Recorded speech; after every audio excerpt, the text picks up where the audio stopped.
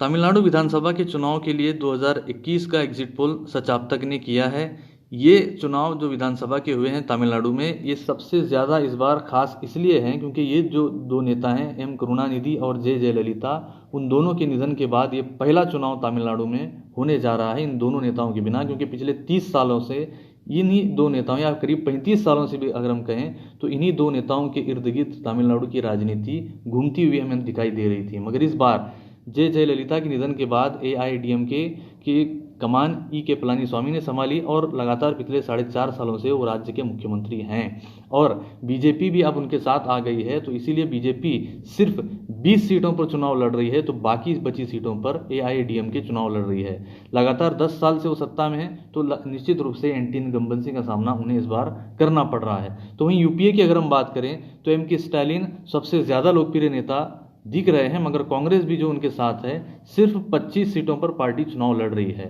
इसीलिए कांग्रेस और DMK ने जो लोकसभा में कमाल कर दिया था, हो सकता है कि विधानसभा में उतना ज़्यादा प्रदर्शन वो ना कर पाएँ।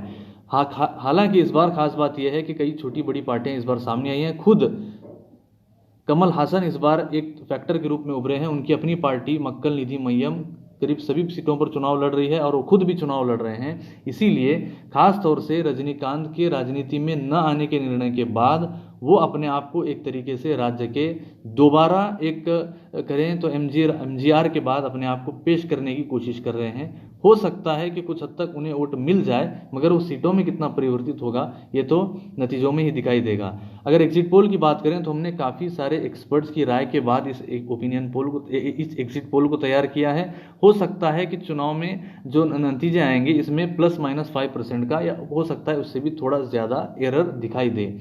इंडिया की अगर हम बात करें तो जो मौजूदा पिछले 10 सालों से सत्ता में है, जिसमें बीजेपी और AIADMK शामिल हैं, 64 से 74 सीटें उन्हें मिल सकती हैं। इतना खराब भी उनका प्रदर्शन नहीं दिख रहा है। हालांकि यूपीए को बहुत ज़्यादा फायदा है, 152 से 162, लेकिन एक बड़ी वेव या कहें तो एक बड़ी लहर जो दिखाई दे रही थी उतनी ज़्यादा तो कम से कम हमारे एग्जिट पोल में दिखाई नहीं दे रही है। अन्य जिसमें खुद कमल हसन और भी छोटी छोटी पार्टियां वहाँ शामिल हैं, 5 से 9 सीटें उन्हें मिल सकती हैं।